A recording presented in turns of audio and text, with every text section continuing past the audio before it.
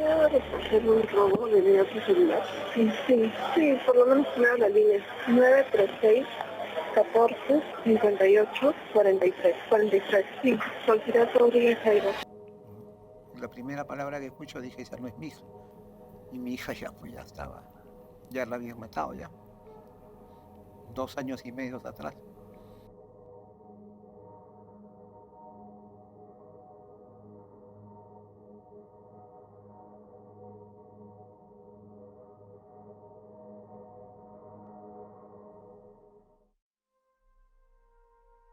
El caso se tomó en el año 2016, cuando estaba a cargo otra abogada.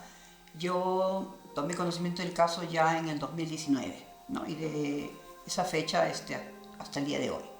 Estando en la Fiscalía Penal del Callao, es ahí donde se suceden hasta 3 fiscales, ¿no? Y se hizo cambio porque, como les digo, es un equipo, Fiscalía, Policía. Primero se trabajó con la comisaría directamente y después se pasó a la del PINCRI. ¿Qué hizo, cómo se llama, la Fiscalía de la Nación para tomar acciones contra esas fiscales que me dijeron, pídale plata a la abogada de la ONG y usted vaya a buscar y me trae información, ¿no? ¿Qué hay de la otra fiscal, cómo se llama, que hizo una prueba de luminol haciendo referencias a cosas que no tienen nada que ver particulares? En el caso de nuestro hijo lo sacaron del archivo provisional, ya estaba en archivo provisional. Y ahí que seguía, si no seguíamos, si no insistíamos, iba a seguir ya el archivo definitivo. ¿Dónde ha habido el retraso? En la etapa policial fiscal. Han habido 3 fiscales que no han movido el caso, se ha quedado ahí. Recién cuando asume el doctor Mancilla es que ya vemos que hay un compromiso con el caso.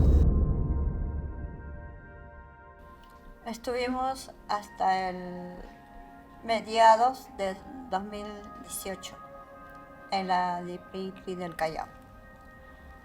Fue una fiscal que nos derivó a homicidios de la DIRINQUI de Lima. Cuando llegó a homicidios, en homicidio también nos dimos ahí contra la pared, nos fuimos, ¿no? El suboficial Álvarez, primero que me dijo, el papá no tiene nada que ver. No creo que haya leído el caso, pero ya tenía esas cosas. Con otras palabras, claro, ¿ustedes qué hacen acá? Yo veo muertos y yo no veo ningún muerto. Nos regresaron a la misma DIRINQUI, pero a desaparecidas. Nuestra policía no está preparada de repente para darle un soporte psicológico, emocional a las familias, ¿no?, que han perdido o que han denunciado la desaparición de una mujer. El departamento de desaparecidas es como decir, ya está desaparecida, ya. Ahí se queda por un buen tiempo. A finales del 2018, a mi esposo lo contactan con el comandante, el general que nos dio la mano, por decirlo, ¿no? Gastón Rodríguez. Sí. Es él que da inicio a este desenlace, ¿no? Da la orden directa a la DIRINQUI de Lima que regrese a homicidios, que sea un equipo especial de homicidio para encontrar a mi hijo. Lamentablemente ese proceso es de trámites hasta que llegue a la Fiscalía y vuelva nuevamente a la DIRINQUI. Tuvo un lapso casi de 2 meses, algo así o más. Llegó a la mano del comandante Grande Toco. Yo pregunté, y me dijo un suboficial de su grupo que lo dejara leer por 2 semanas todo el expediente. Que me dijo, señor, ¿tiene una foto de su hija? Porque nosotros en este grupo, cuando hacemos un caso, lo vemos como si fuese a nuestra madre, nuestra hermana, nuestra prima, nuestra sobrina. Ahí fue la que por lo menos recuperamos algo de confianza, ¿no?, en la policía. Papá de mis nietos, 2, 3 oportunidades me reclamó. Dijo, señor, ¿usted por qué duda de mí? ¿Por qué? ¿Por qué? Me decían, bueno, tú lo has dicho. dudo, no te estoy acusando. Después un día me llama para decirme que en la avenida Zorrito con Aguarico, me llama para decirme que estaba navegando y de casualidad la había encontrado, ¿cómo se llama?, a Sol en una hostal, en Breña. Yo me recorrí todo ayer, toda en Breña y no existía la hostal. Nada coincidía, las mentiras, cada día las mentiras, el ataque de parte de ellos hacia mi hija. Si tú quieres una persona y la vas a estar atacando, entonces... A mí me dijeron, no, usted no se meta, usted no, ¿cómo se llama? No, porque puede ser peligroso, le puede pasar algo. Yo sé que son peligrosos, pero yo estaba buscando a mi hija. Yo de lleno me centré en todo eso. Tuve que sí que invertir en analizar todos los teléfonos, todas las llamadas, y comencé a llegar hasta que ya. Yo le dije, fue lo último que le aconsejé a mi hijita. Cuídate, hijita. Así le dije, señorita. Cuídate, mi amor. No confíes en nadie. No confíes, Sire, por favor. Bueno, el mismo 23 de agosto del 2016 me llama Brian, su pareja. Directamente él me dice, no, Sol se ha ido. Lamentablemente, cuando Solciret desaparece, todavía no se habían implementado las medidas que hay ahora para los casos de desaparición. Entonces, esos casos de desaparición no tenían, de alguna manera, una especie de protocolo de cómo se debía de proceder. Búsquela, mija. ¿O qué tengo que hacer? No, es que yo no puedo porque yo soy solamente policía. Al final, siempre ellos se dan la mano, porque lamentablemente pues una desaparición no es un delito. El problema inicial ha sido la actitud, ¿no?, de los miembros de la Policía Nacional, en este caso de la de Pilcri y del Callao, que se negaron a aceptar la denuncia inicialmente por parte de los padres, alegando estereotipos de género.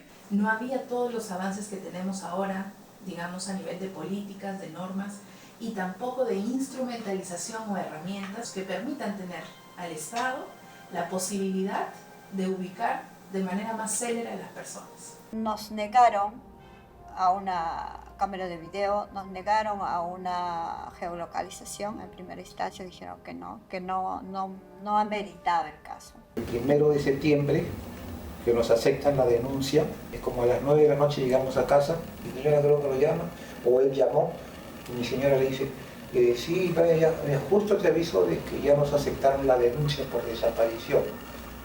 Ah, señora, yo también quería decirle que parece que Solciret ha cancelado su clave.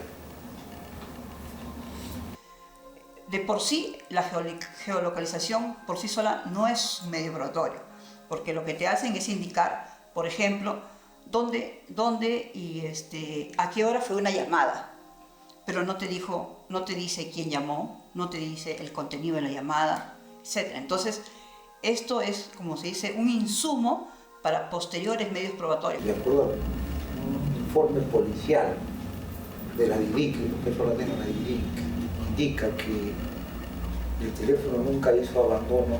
Entonces ya no pensábamos que nuestra hija se había ido con fulano, con mengano, o que está por ahí. Ya no, era un inicio que a ella le habían hecho, que le habían desaparecido.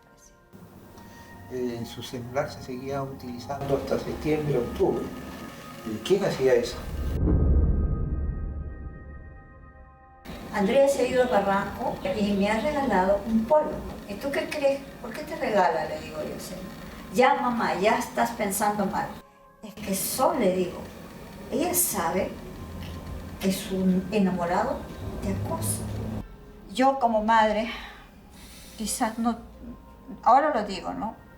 Tuve que ser un poco más fuerte y sacarla a mi hija de ahí. Sol tenía miedo de mayormente la reacción que yo podía tener, ¿no? Entonces ella evitaba eso. Mi hija cayó en depresión, al punto que fuimos a dar a un conciliador. Y el conciliador le dice, pues, que alguien tiene que salir de ahí. El que no tiene nada, el que no tiene familia, es que, mire, en cambio, Solciret y Brian tienen 2 hijos. En el 2015, el 31 de enero del 2015, ella me cuenta que en el mes de noviembre del 2014, Kevin había subido a su cuarto. Y la he empujado, pues no, yo quiero hablar contigo. Y ahí ha comenzado a tocarla, ¿no? Entonces a ella le dijo, le voy a avisar, le voy a decir a tu mamá, a tu papá. Esa fue la primera. Entonces, la segunda vez que ya hubo más tocamientos, más, y ahí sí, y le dijo. Pero la mamá le dio la respuesta de que era ella la que se insinuaba. Es su hijo la que me molesta. Ya. Y si no es así, le dijo, yo voy a hablar con su papá, o sea, con él. Ya son, no te preocupes. La señora le dice, pues ya hablé con mi esposo. Nunca más te va a volver a molestar, te lo prometo. ¿Me lo promete, señora? Sí. Ya.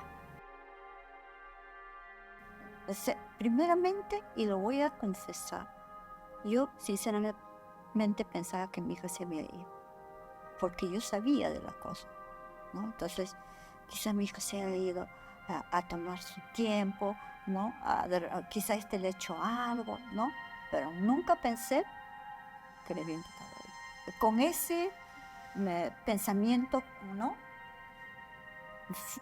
Acudí a todos los medios, ¿no? O sea, a mí lo único que me importaba, así me dijera que está en prostíbulo, está en el bajo mundo, lo que fuera, no me interesaba. Me dijera, sí, ahí le hemos visto a esta señora. Entonces yo iba a ver a mi hija con vida.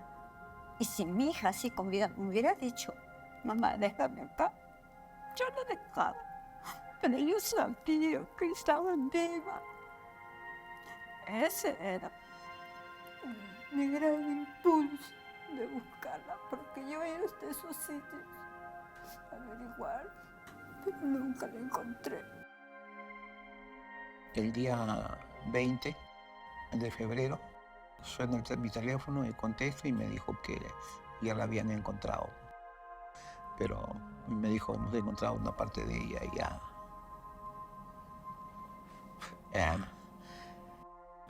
Y ahí comenzó la segunda etapa de la lucha legal